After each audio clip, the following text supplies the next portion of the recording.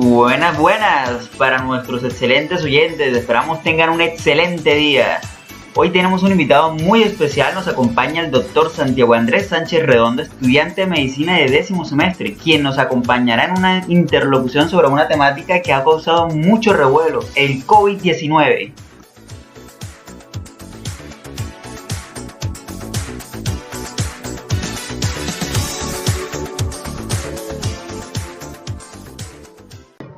Doctor Santiago, cuéntame, ¿cómo estás? ¿Cómo es el panorama de nuestra situación actual? Buenos días, Juan. Gracias por tu presentación. Pues bueno, ¿cómo veo la situación actual de nuestro panorama? Es una pregunta muy interesante y es que parece ser que no todo va para bien. Con el advenimiento de la nueva ola, que en nuestro país Colombia sería la tercera ola, las cosas están un poquito preocupantes y no solo por el hecho de que ha aumentado la cantidad de casos registrados en los días, sino que al parecer esta cantidad de casos vienen con un aumento también en la severidad de la enfermedad. Muy interesante tu postura al respecto, doctor Santiago, pero es que digamos que quizás uno de los temas más solicitados y por el cual da mucho de qué hablar en nuestra población general es sobre el advenimiento de las famosas cepas, las llamadas en el argot popular mutaciones víricas. ¿Podrías por favor explicarnos y hacernos un breve recuento de qué va esto, Santiago? ¿A qué se le llaman variaciones o cepas? Y por supuesto, ¿cómo se crean? Bueno, sí, muy interesante tu pregunta. De hecho, he venido viendo o notando que las personas están muy interesadas en eso y sobre todo hay una especie de temor sobre ese tema.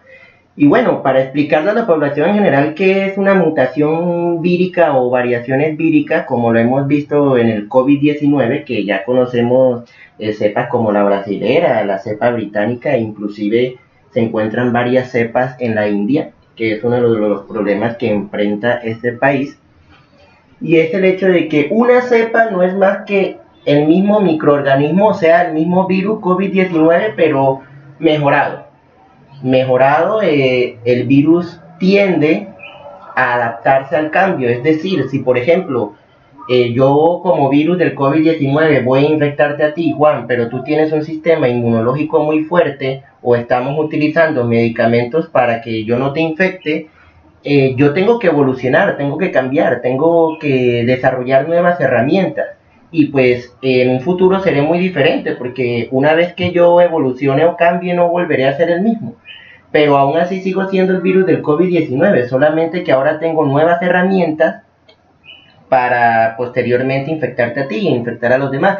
Obviamente estas nuevas herramientas pueden ser en pro o en contra de la sociedad. Puede ser, por ejemplo, de que el virus sea mucho más agresivo, como en el caso de la cepa brasilera, o que sea mucho más infeccioso, como en el caso de la cepa británica.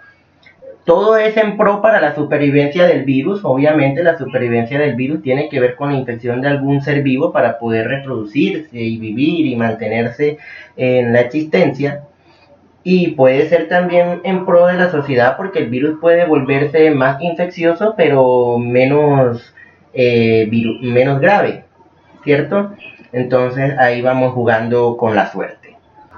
Muy interesante tu postura, Santiago, y es que, claro está, todo esto que nos acabas de comentar, por supuesto, tiene una repercusión negativa desde el punto de vista no solo físico, sino psicológico. Partiendo de una frase muy interesante del poeta italiano Dante Alighieri, que dice, abro comillas, el más oscuro rincón del infierno está destinado para aquellos que conservan su neutralidad en tiempos de crisis moral. Con base a esto y desde el punto de vista del humanismo en el contexto del COVID, Santiago, ¿crees que nos hemos vuelto solidarios o asesinos morales? Muy interesante tu intervención, Dante Alighieri, ¿no? El escritor de la Divina Comedia, Los 9 Círculos del Infierno. Sí, bueno, he visto mucho sobre ese tema y estoy de acuerdo sobre tu pregunta, es muy acertada. He visto que, bueno, es normal que la atención del mundo entero esté centrada en el COVID-19. Pero no podemos olvidar también que la sociedad es afectada a nivel general y por ende la sociedad tendrá que tomar sus medidas correctivas ante ello.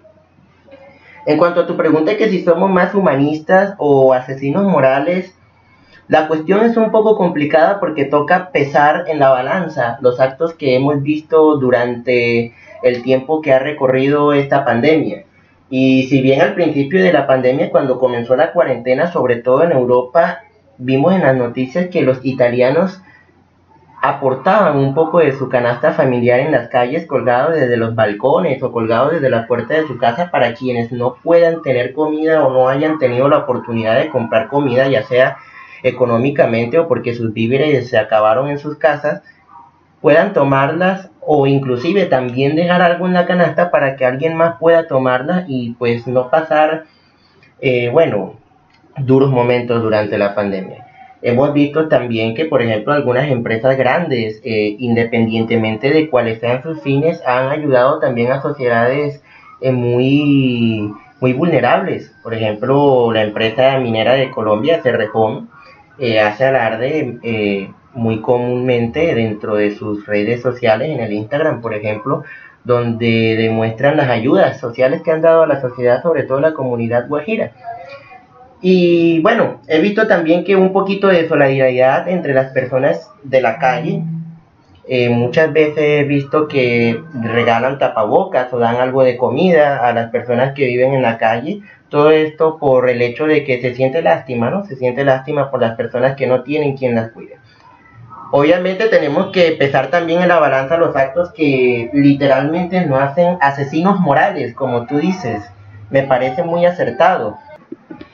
Muy interesante tu postura y pensamiento, Santiago. Lamentablemente se nos ha agotado el tiempo, pero te doy infinitas gracias por participar en el podcast, por acompañarnos. Y pues por supuesto, esperamos que nuestra sociedad tenga un pensamiento crítico y racional, sobre todo para lo que nos acabas de mencionar y para lo que hoy estamos viviendo. Y por supuesto los esfuerzos que se están llevando a cabo para tratar de subsanar esa desigualdad que tenemos actualmente. Doctor Santiago, sin más, muchísimas gracias por tu tiempo y a todos nuestros queridos oyentes. Cuídense y sale bye.